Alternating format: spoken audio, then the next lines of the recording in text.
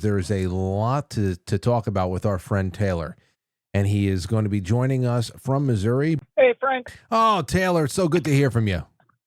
Oh, thank you for calling me back, man. I appreciate it. Oh, there's no way in hell that we'd let that go. Of course. As soon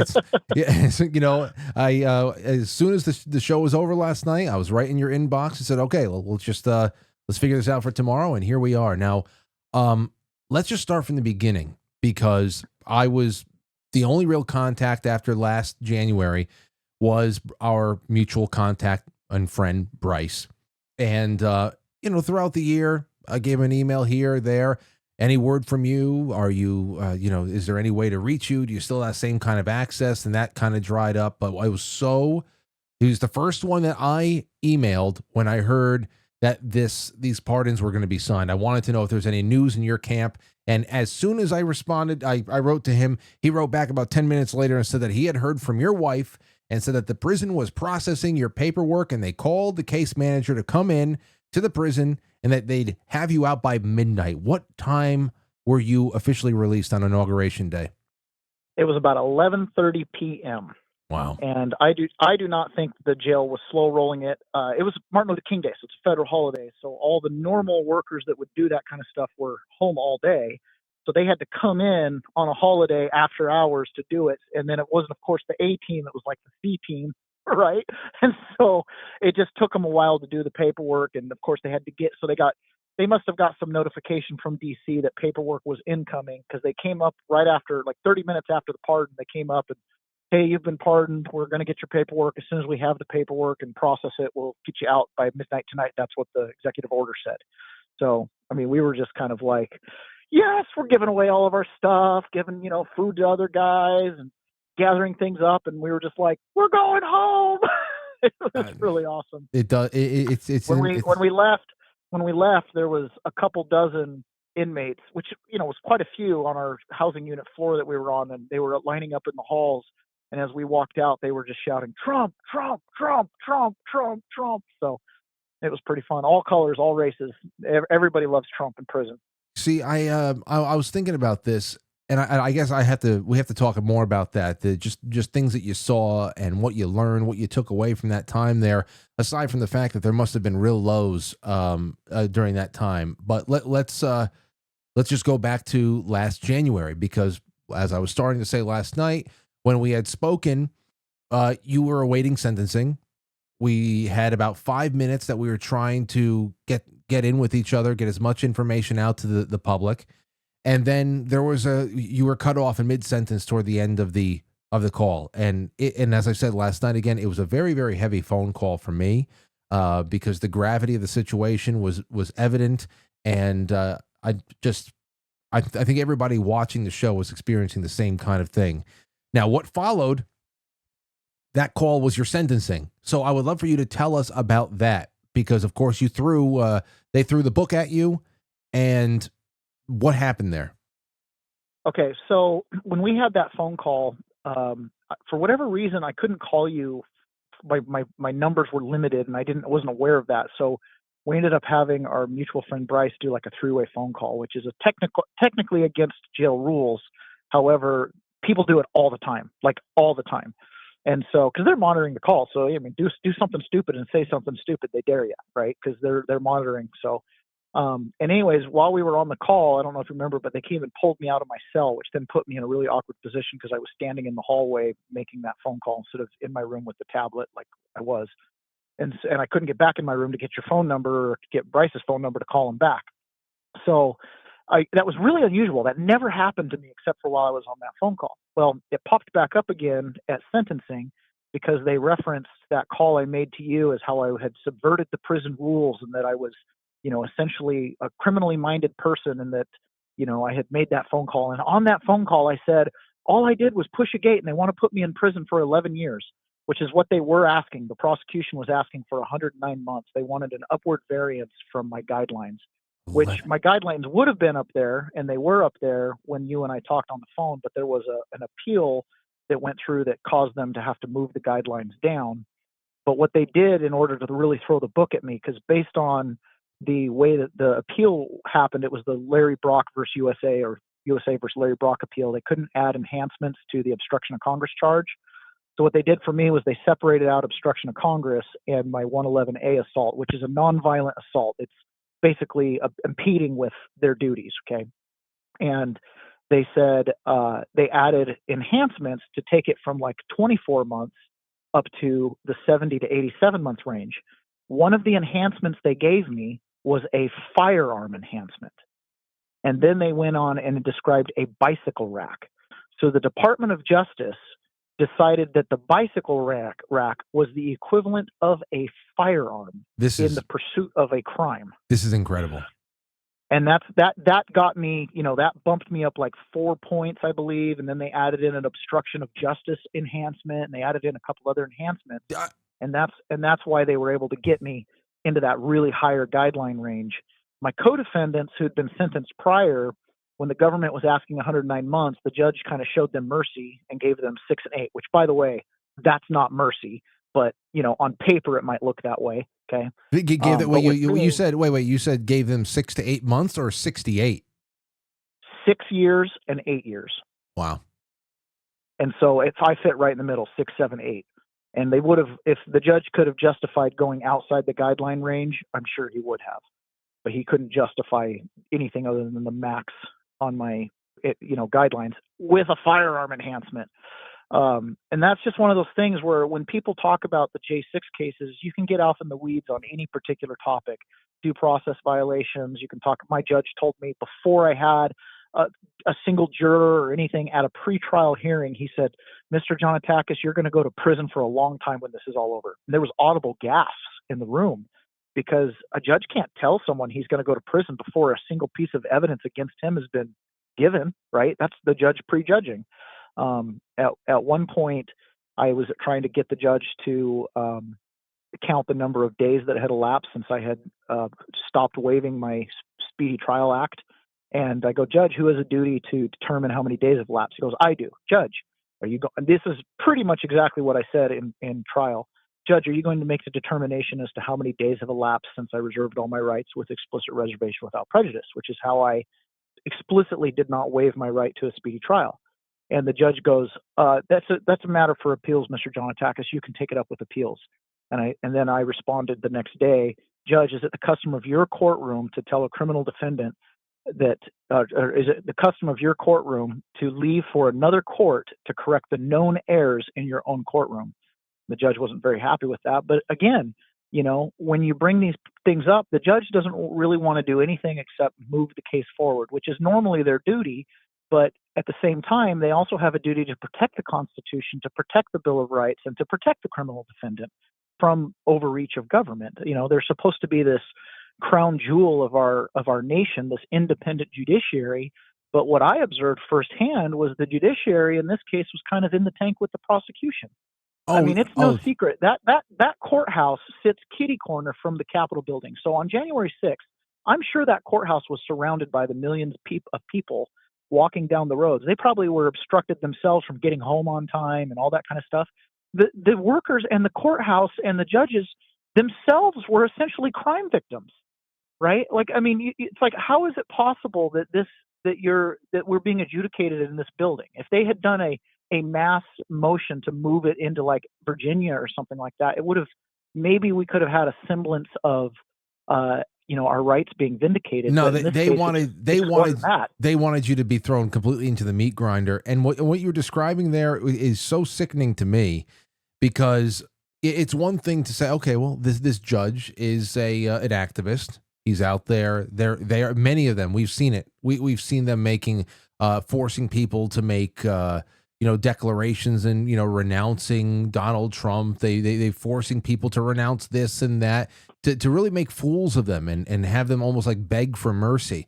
On the other hand, what you're describing with the way that you were sentenced and the enhancements and all that for a non-firearm inanimate object to be classified as a firearm in an enhancement for sentencing, just to show how obsessive the Department of Justice was in keeping an army of weasels dedicated to making sure that people were completely screwed for sometimes decades for no other reason than to show to or to make some kind of a play to the public that something serious had happened when obviously nothing really serious had happened. There was a gigantic exaggeration on top of a provocateur event.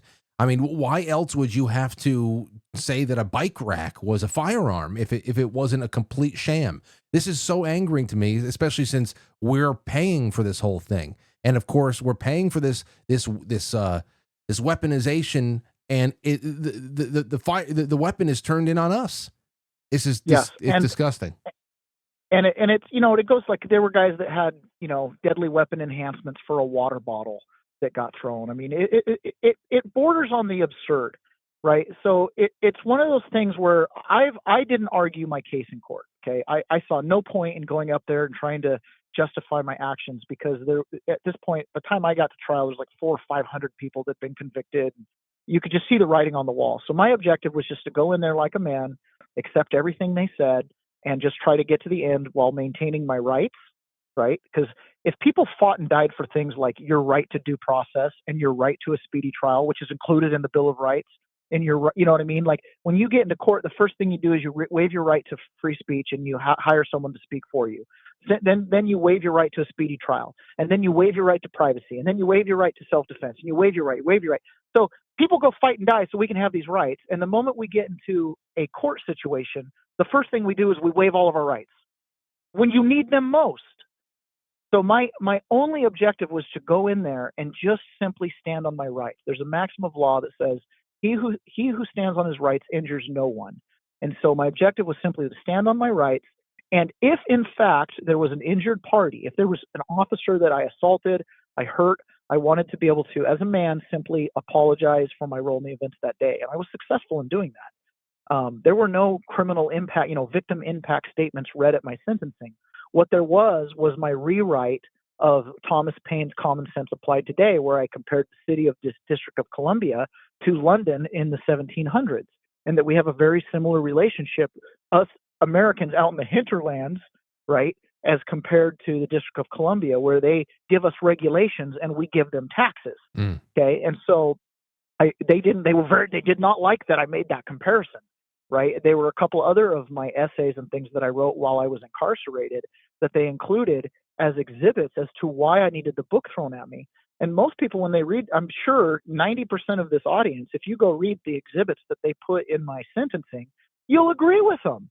They were using things like 1776 to demonstrate how you're a violent domestic extremist who wants to overthrow the government.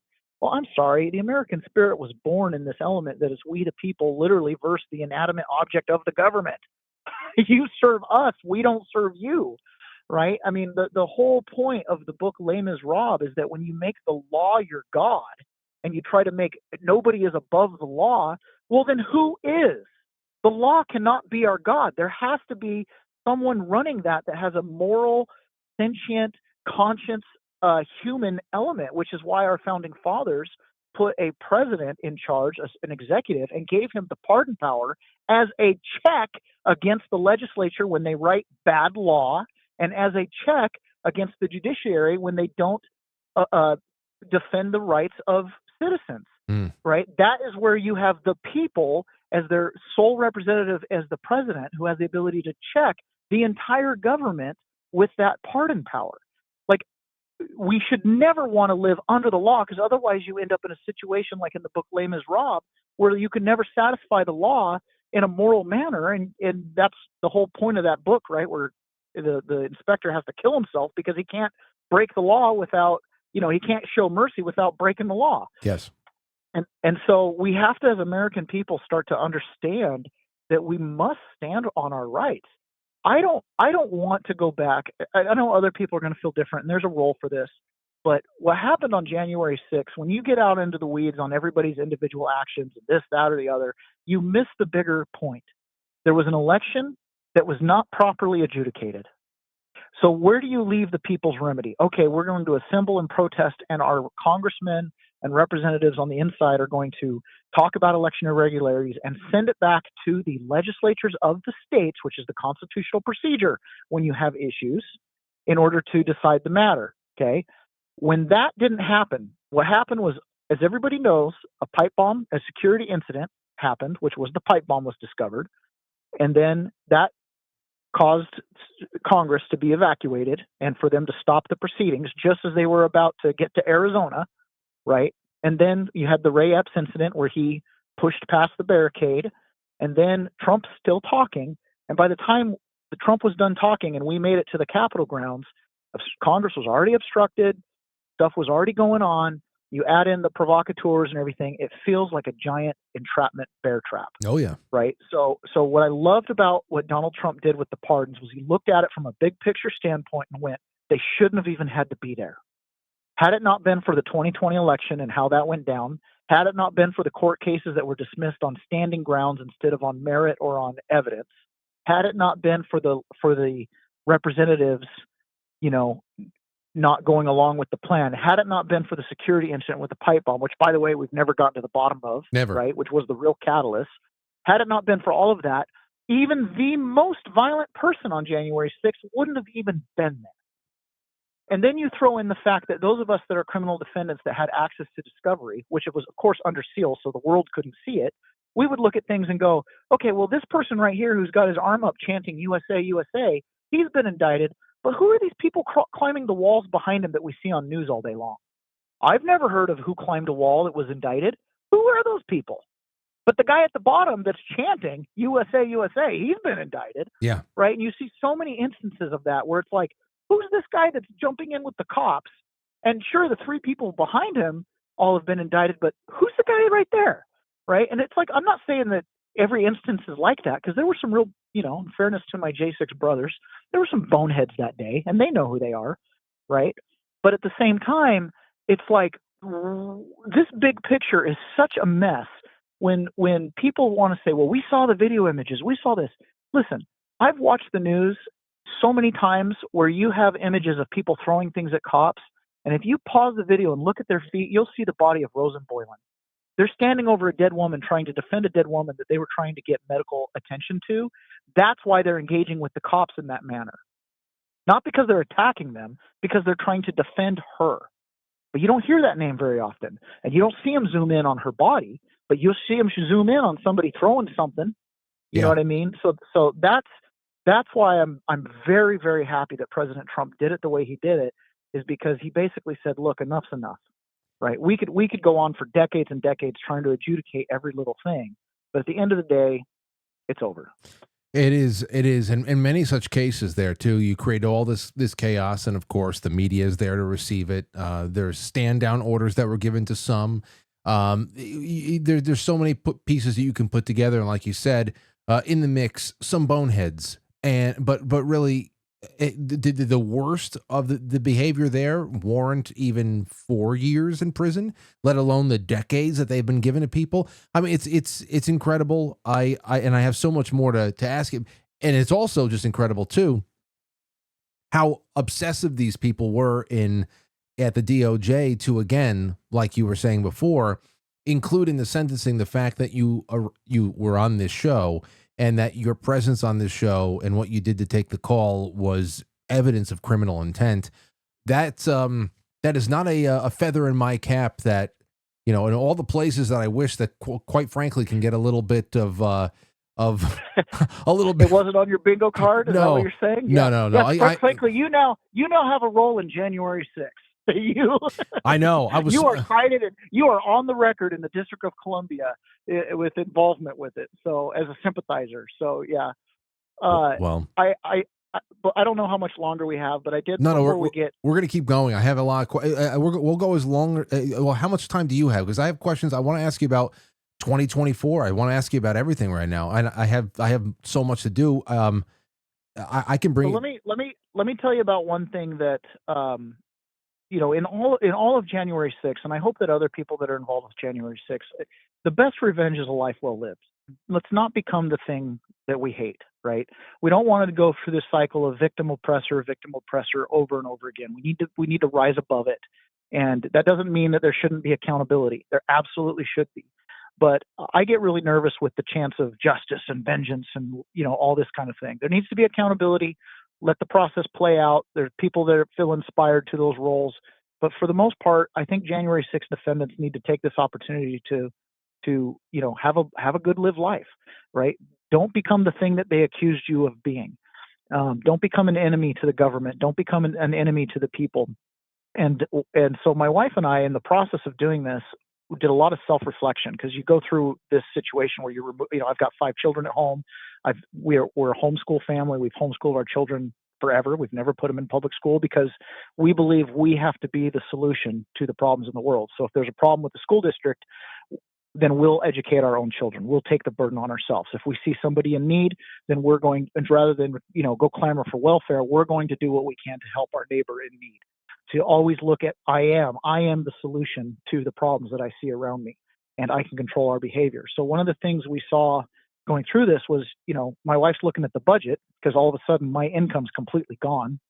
And she's like, what do I cut?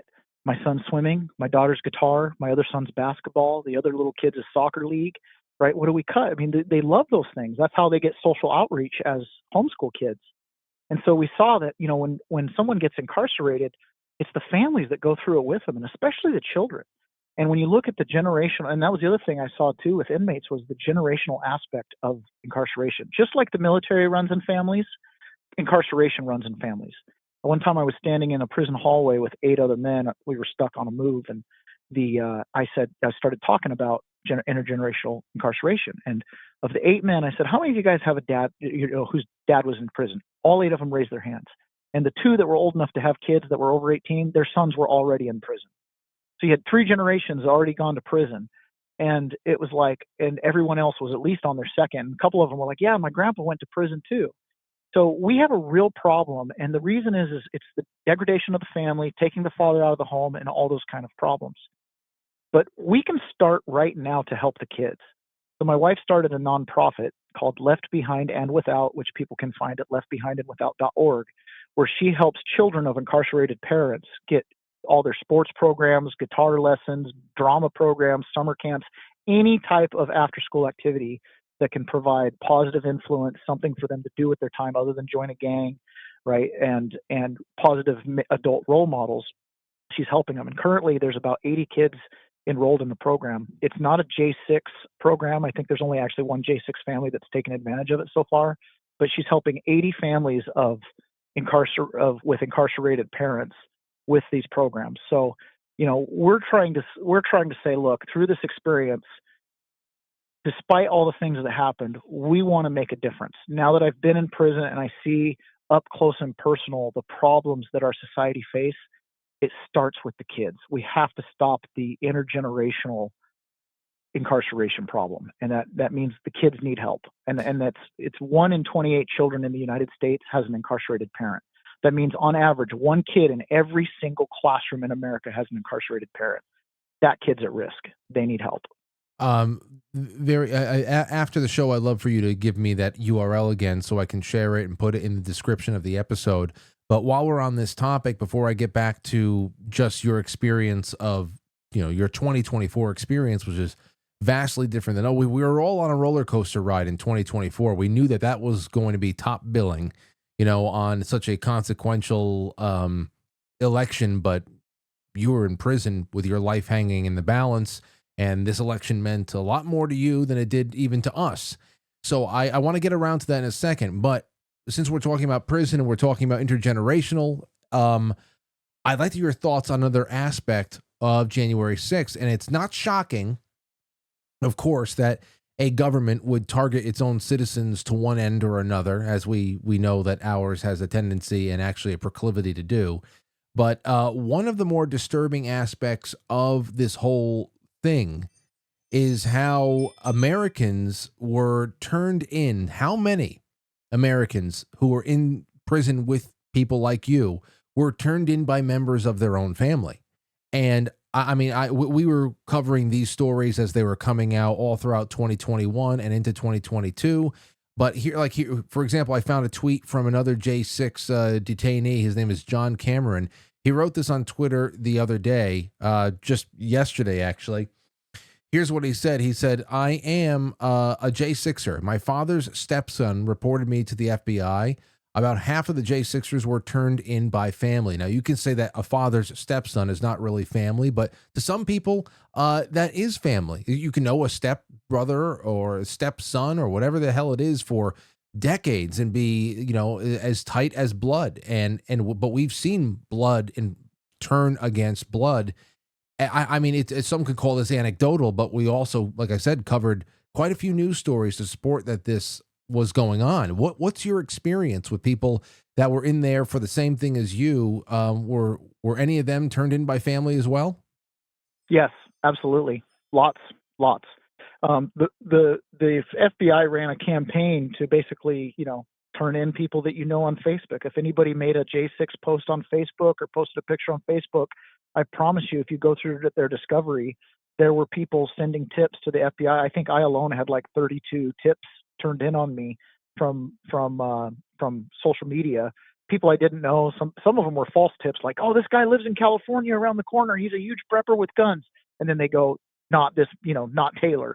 But yeah, the FBI ran a massive campaign to get Americans to turn in other Americans for having attended January 6th. And then they would go through and then they would decide if they had evidence based on whatever data they were piling through to charge you.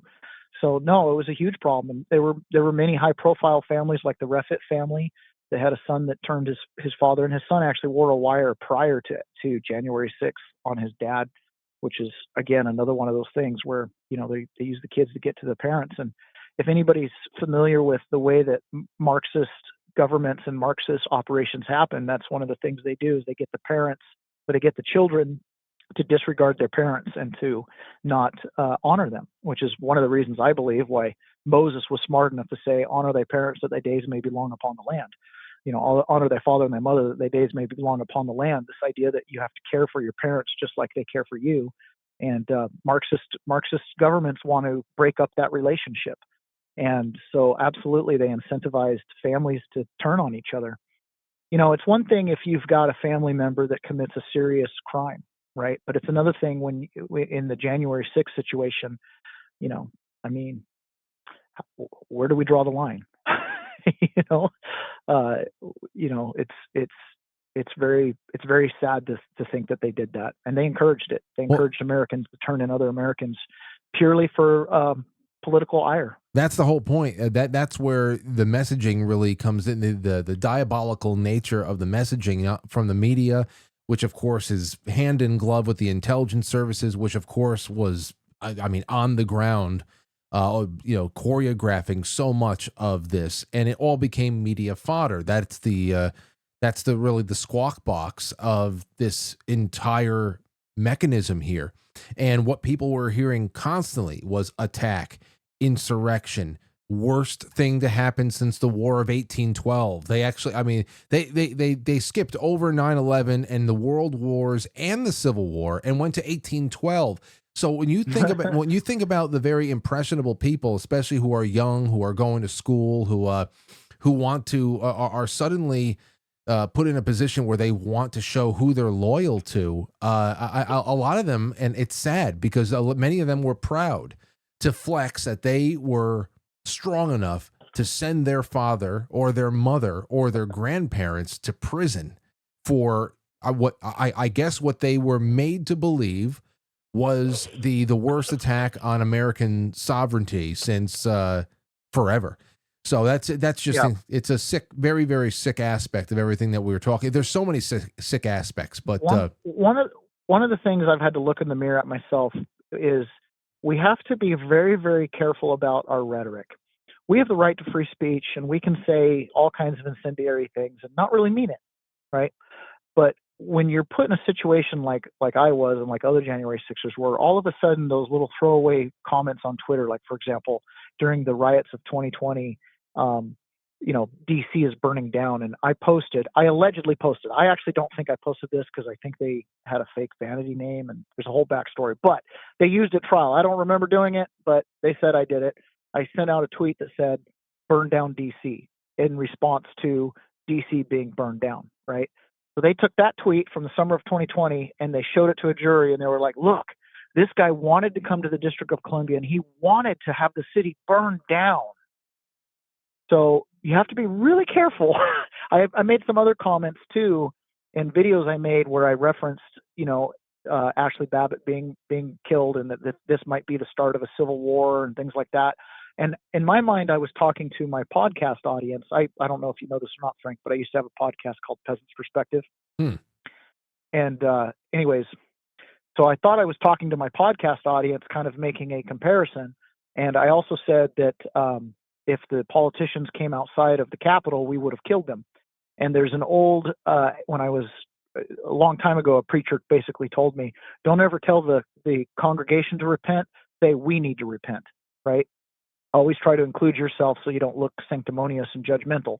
And so I've always tried to, when I should have said, if the politicians would have come outside, they would have killed them, because there were some pretty angry people that day in the crowd. Fair enough. Yes. I wouldn't have done it, but I've said well, they took that and they're like, look, he was murderous, and it's like, no, I was like walking away very sad. I cried about Ashley Babbitt dying, and because I found out while I was on Capitol grounds about that, I was like, that's really not what I was saying, but again, I also knew that politicians didn't come outside, so they were safe, right? So I felt like I could say that rhetorical statement. And so we have to be really careful just about sometimes when we lash out and say things, that rhetoric gets amped up. And it's not just a problem with January 6th. It's a problem all across the board. Some people take things seriously. They don't know how to just let something go. Well, you never know when that stuff will come back to bite you. It's also a very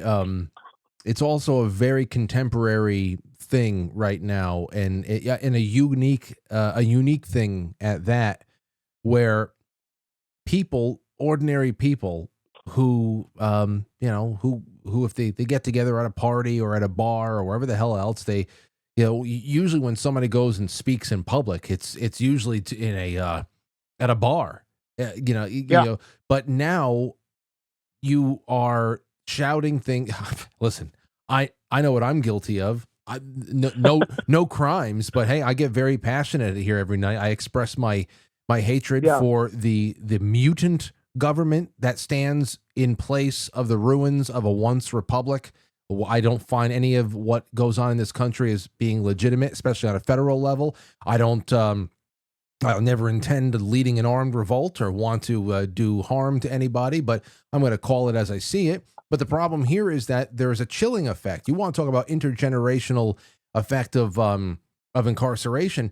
There's an intergenerational effect, a chilling effect of self-censorship at this point, because we already have a couple of generations who have been raised on computers, internet connectivity, and how every little thing that we put out there, even emails, unsent drafts, whatever, there is a residue of every thought that we even thought to publish and didn't even send, that stayed inside of it. There's just a residue of it all over the place. And it's really hard for people to consider that. And I think that's just what we have to live with. But at the same time, I guess everybody has to learn to talk like a seasoned broadcaster, to what you're saying.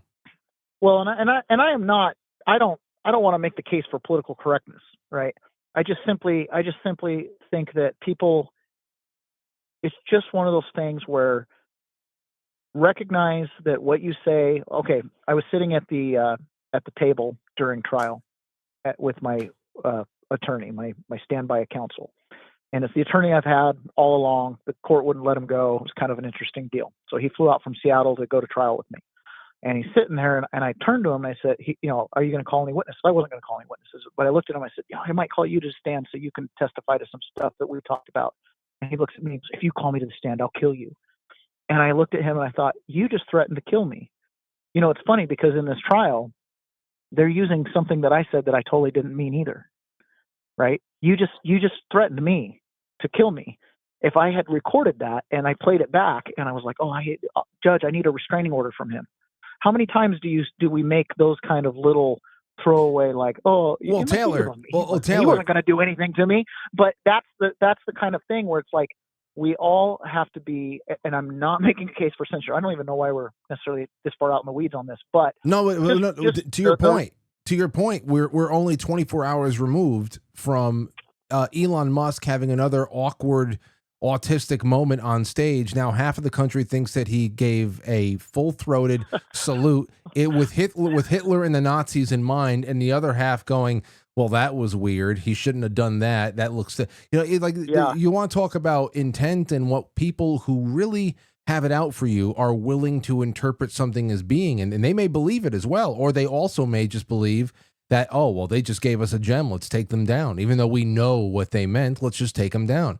And that's just where yeah. we're at. We're in a place in our country where at the highest echelons of power and influence, there are just so many people who are acting in bad faith that it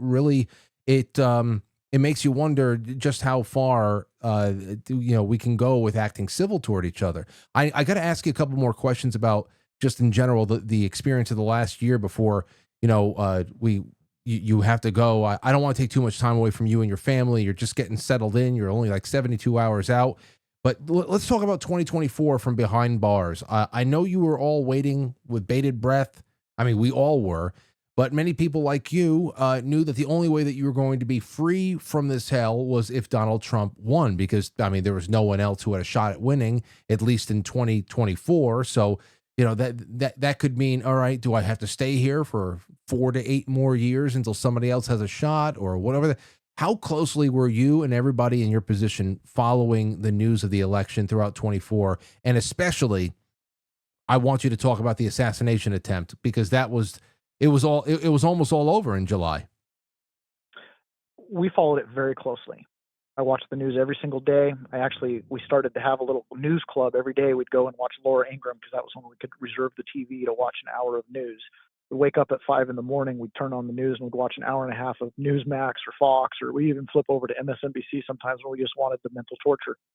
And so we were following it very closely. You have very limited information in prison. You don't have any social media clearly. So everything you guys were seeing on Twitter, we weren't seeing. We were only seeing what was on some mainstream news outlet.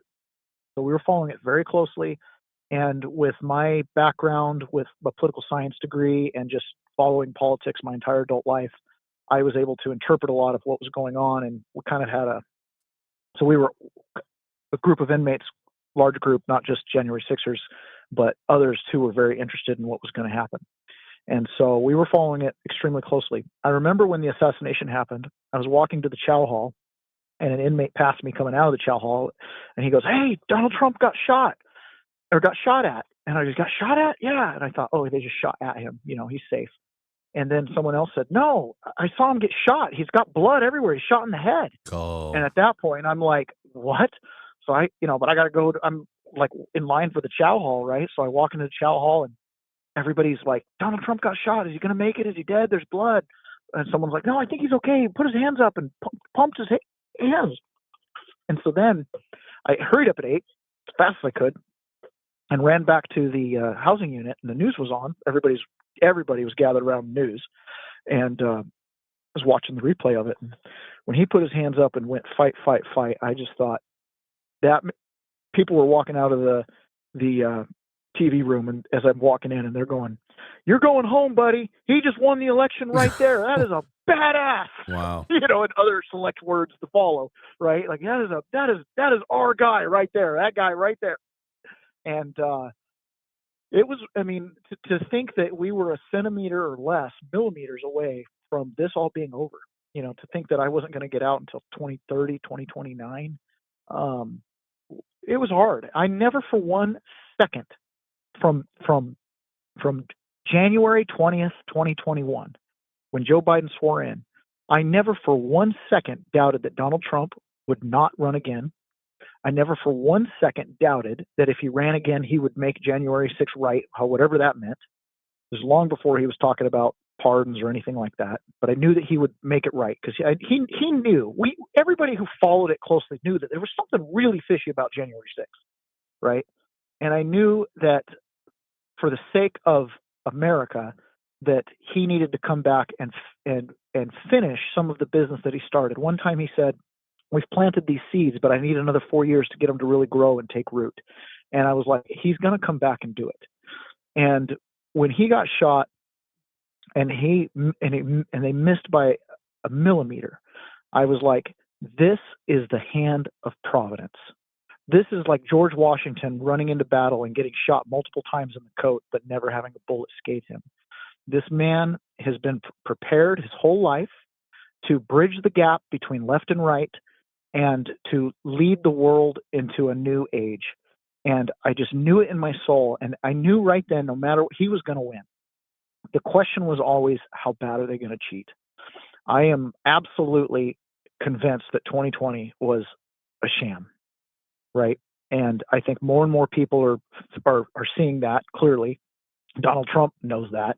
Pam Bondi knows that, right? And so and then when Joe Biden had that disastrous debate, I called right after the debate, I went and called my wife and I was like, honey, it's all over but the bleeding. I'm coming home, right? Like one way or the other, there's no way that I'm not going to get relief on appeals or something, because his new Department of Justice isn't going to let this stand. And then, of course, they swapped out with Kamala Harris, and you could just see the media trying to puff up their sails to give her that space. And I just knew. I said, when you're in prison and you're with all these inmates, this is everybody. I remember I'd walk around the track and I'd ask an illegal immigrant who's 3 days away from being deported. Okay, tattoos all over his body, face, head, back, neck, toes, everything. Okay, illegal immigrant, cartel member. I go, hey, who do you think should win the election, Harris or Trump? He goes, Trump.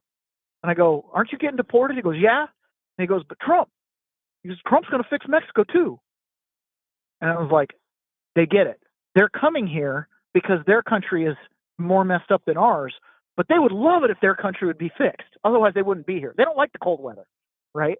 And so I was like, that's incredible. And I saw that over and over and over again, right? It didn't matter what your background was. Everybody knew Trump was the guy to fix things. Trump helped out the incarcerated community with the First Step Act more than any other politician ever.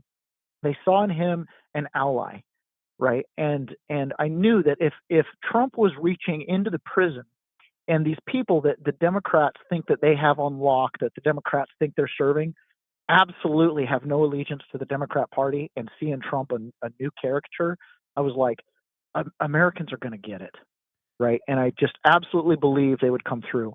I cannot be more grateful to Laura Trump and Paul Whatley, the other RNC chairman. Is that right?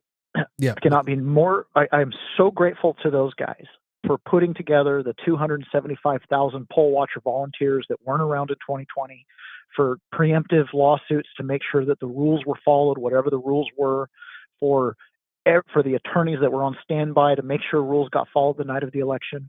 I'm so grateful to people like Scott Pressler, who gave up 4 years to go and register people in Pennsylvania. I'm so grateful to all those people, because they continued the work of January 6th on into the 2024 election, and they made it happen. I wrote a post, a letter that I wrote out that was posted later at my wife's website, that talked about, even if I was asked by the chaplain one time, are you still going to support Trump even if he doesn't pardon you? And I was like, absolutely.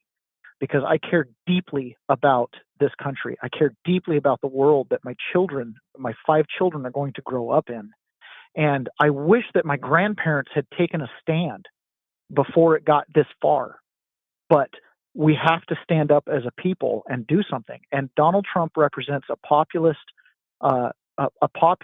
set of policies that empower the individual to make their lives better, their families' lives better, their neighborhoods better, their communities, their cities, their counties, their states, and then the federal government, and in that order. And that is the way it should be. He empowers the individual with his policy, and the individuals of this country are what make it so great. And so even if Donald Trump hadn't have pardoned us, I would still absolutely support him, because there is life after this incarceration, and my children's life matters much more. And we don't want to continue down the road that we were walking. One of the greatest things I saw through this entire January 6th process was the overwhelming amount of support we had as a group and as individuals. The community came to our rescue financially. The community, including members of your audience who donated to my wife's Give, Send, Go. It's incredible help that was offered. it didn't. We're struggling. Like someone asked me today, how much money you guys have? Oh, a couple dollars above zero, right? I mean, we are at a breath end, but every time something absolutely had to be paid, somebody made a donation that was just enough to cover the cell phone, just enough to cover the last bit of the house payment that we couldn't make or whatever it was, right? Like it was always just enough that the people provided, but especially the Chinese American community. The Chinese American community supported the January 6th defendants like you would not believe. Really? They know. I sat in visitation in District of Columbia, and I wrote letters back and forth with people who had fled to the United States during the Cultural Revolution in China, that lost family members to the Communist Party through political persecution. And they were terrified of the road that America was marching down. They know firsthand where we are at and what time it is. And they were absolutely behind us, and they were just terrified of where we were at, and they were huge supporters. The Chinese American community deserves the largest shout out for really knowing what time it is and being just adamant supporters of freedom and liberty and justice and all the American qualities. They came here escaping the most violent persecution in China decades ago, and even still today, right? And they sought refuge here, and to see their place of refuge going down that road, they were terrified because there's nowhere else to run. Well, So I was going to ask you, what your greatest lessons learned during your time in there were, but you just gave me so many. I mean, and again, not to say, not to diminish what the lowest of lows must have been for you. So, separated from your family, I would be. What few business trips I took away from home in the time that my daughter has been on the earth. A I remember when she was born, by the way. Well, you know what? I'll tell you, Aurora. Aurora, a 3-day weekend away from her is like hell when I can just drive on back if I wanted to. So to think about what you were going through and what you were facing, if like you said, if the winner was not recognized for a second election cycle in a row, because that's what we had going on here. And I had to imagine election night was a big celebration for you there behind bars, but then comes the 3 months between election night and inauguration day, which seems like a year. That's like 3 years unto itself. So I mean, it was the longest 3 months ever. When Trump was elected, I stayed up to watch the news, and I got special permission from the guard to allow me to stay up in the TV room and watch the news. And pretty much all but one or two other people went to bed. The other January 6er that I was housed with went to bed. He was so nervous. He just couldn't take it. He's like, I got to go to bed. I'll wake up. We'll find out in the morning. And when he won, we were actually in count, and I was listening to the TV on my radio in the room getting counted at I don't know, midnight, 3 a.m, whatever it was. I can't remember now. But everybody was asleep, and I woke him up and I said, Trump just won. And I haven't actually gotten emotional since I've gotten out, to be completely honest. But he and I embraced each other. In prison, you can be completely surrounded by people and feel totally alone. You only get a 10-minute phone call home a day. The mail's inconsistent, and it's limited in what you can do. The emails are monitored, and there's huge time delays in the emails coming and going and stuff like that. So you can just be sitting there completely surrounded by people, just absolutely alone. And for he and I to just embrace each other and just be like, he won. It was an incredible moment that I will never forget. And then the next month and a half, was it 77 days or whatever it was like a countdown. Yeah. And we were just hoping for his safety, obviously super concerned about that, all the way up until he put his hand on the Bible. It was just like, actually, he didn't put his hand on the Bible. Yeah, he missed that part. Yeah, well, they were kind of rushed it. They were running a little behind schedule. But all the way up until that moment, it was like, is this really going to happen? Because so many people had said, they're never going to let him swear in. They're going to do something. But the overwhelming win that he had, the people coming behind him, it was undeniable. And clearly he came in, Then we were waiting, right? He said he was going to, in the Time Magazine article, said he was going to do something about the January 6ers 9 minutes. We were waiting and waiting and waiting. And that 10 hours until he finally signed the executive order was the longest 9 minutes of my life, Well, or it's whatever it very, was. yeah. I was wondering about that too. I was like, why did he pick 9 minutes in? It was oddly specific, but yeah, 10 hours He's later. hyperbolic. He says things sometimes. He got it done. We got out. I remember looking at, as we're waiting, inauguration speech. Okay, the next thing, and the next thing. He kind of teased it a couple times, and we're just like, do something. And but we knew he would. A reporter reached out to my wife that she'd done an interview with a while back from Atlantic Magazine, and she goes, your husband just got pardoned. Isn't that great? She goes, yeah. Are you going to go get him? No, I'm already here in Missouri. And she's like, well, how'd you know? Did they tell you he was going to do it? No. But, we believed what he said. He was going to do what he said. She's like, well, okay. And she's like, I already got a plane ticket for him to go home. And she's like, but you didn't know he was going to do it? No, he's going to do what he says. That's what is great about Donald Trump. And then she's like, when did you buy the plane tickets? 3 weeks ago. And she's like, what? And she's like, didn't you think he would do it? She said, well, politicians say things all the time and don't do it. And my wife reminded her, Trump's not a politician.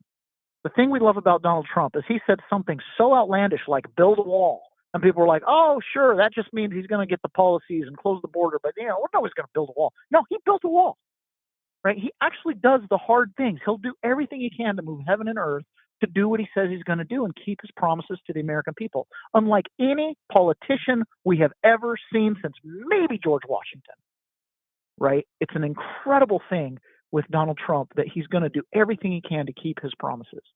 And when he doesn't, everybody sees why. It's because John McCain put his thumb down, right? It's not because of anything Trump couldn't do. And so it's just so incredible to watch that man operate. He is a lesson in courage and perseverance. Any accolade that you could give. My wife said to the reporter, she said, she's from DC. She goes, and by the way, her partner was on my jury. That's how they got to know each other. So her partner was on my jury and said that she actually felt bad about convicting me. So anyways, she said to this reporter, she goes, Donald Trump might not be who you think he is. He's not the bad guy. He's filled with compassion and all kinds of things, and he's trying to do the right thing for America.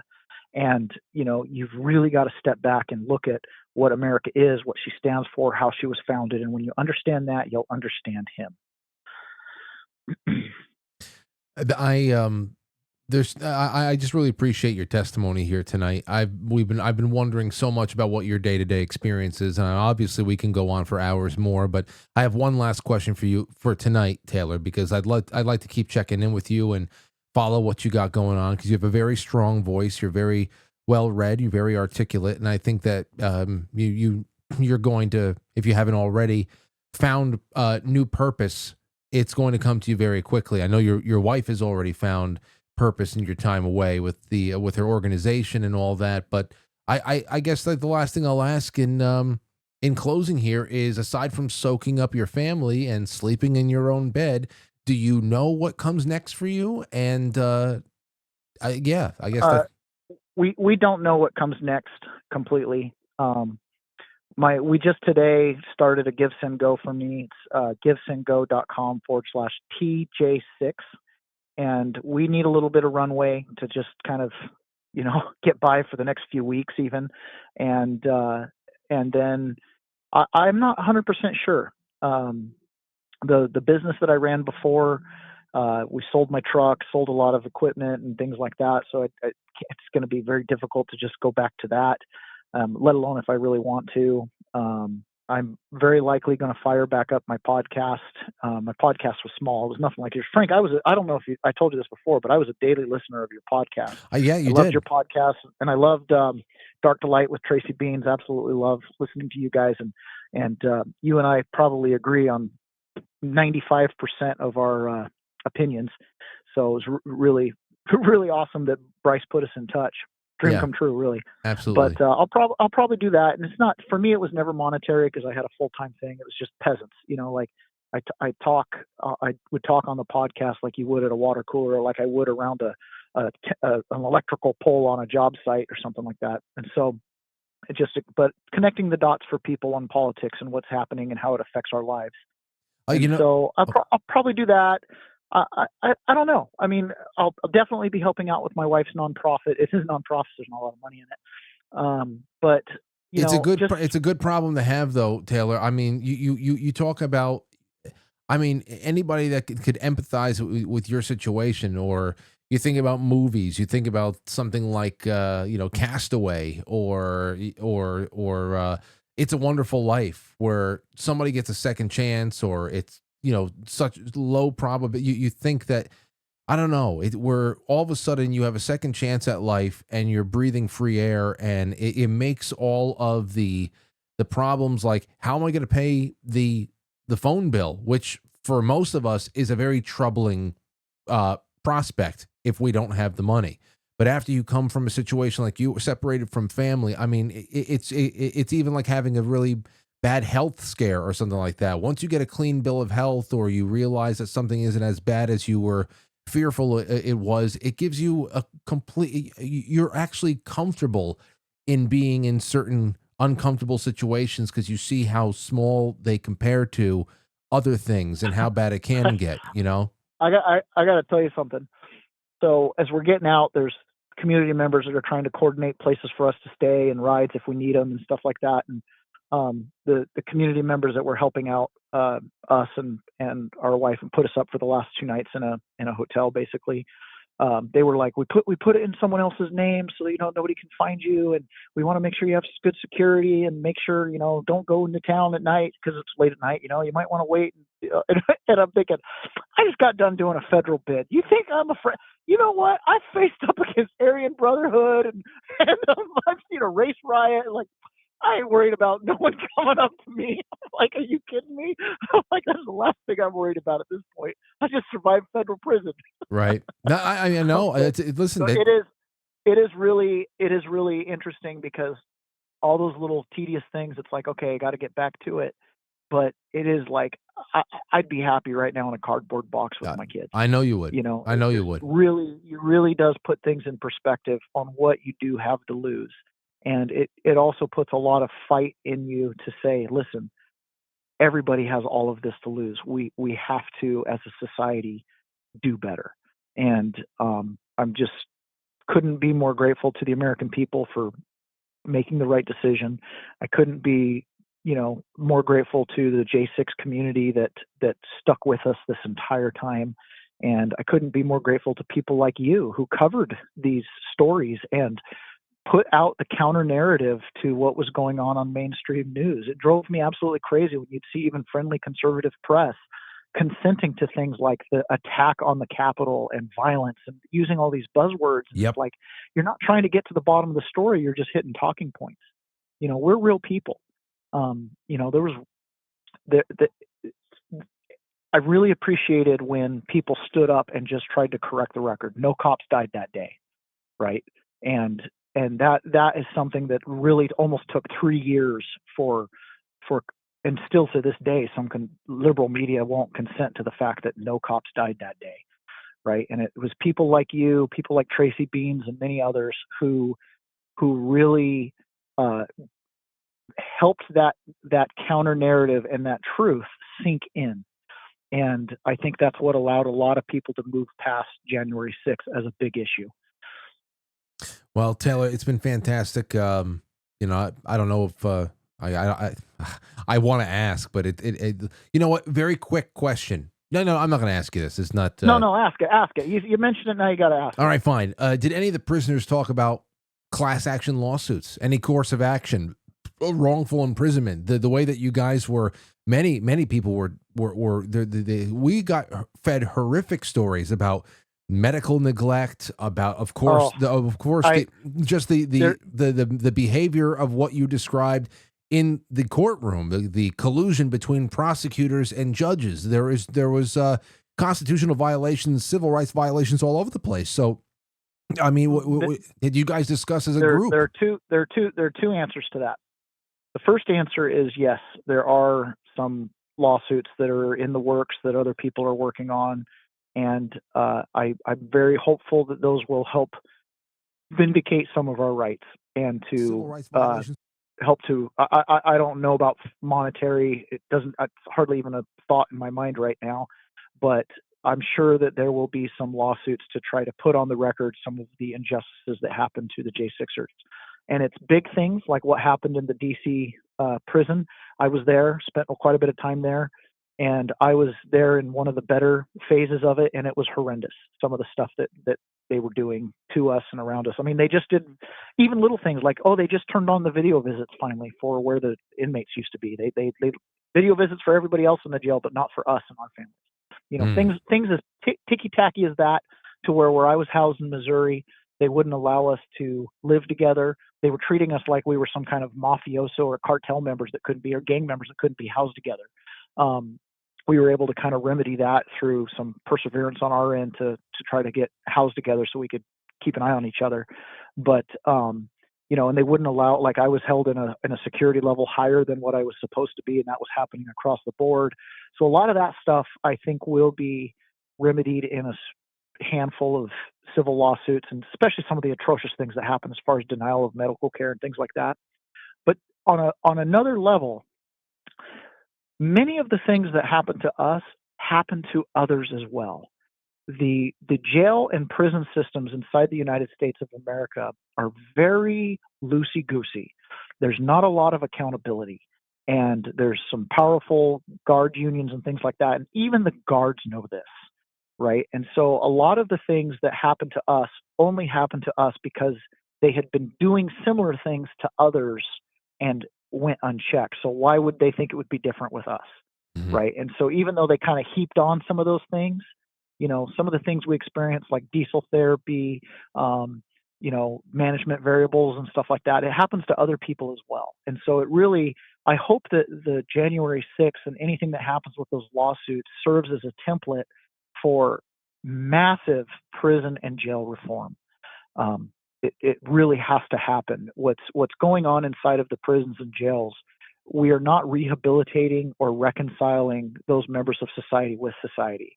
We're making them bitter, and we're making them angry, and we're making them hate law enforcement because the abuses get worse as you go through the system, right? And so I really think that through our experience that some of those civil rights violations, it wasn't just us, it's others as well. And so what we can do is as a group is serve as a template to then be able to go in and do further reforms. And it's critically important for the future of this country. 1 in 28 children has an incarcerated parent. In 2007, Yahoo News reported that 1 in 31 Americans were currently under the jurisdiction of the Department of Corrections. 1 out of every 3 black men in America has a felony conviction. These are unacceptable statistics for a society that's founded on liberty and freedom, right? We have the highest per capita and per volume prison population in the United States, in the world.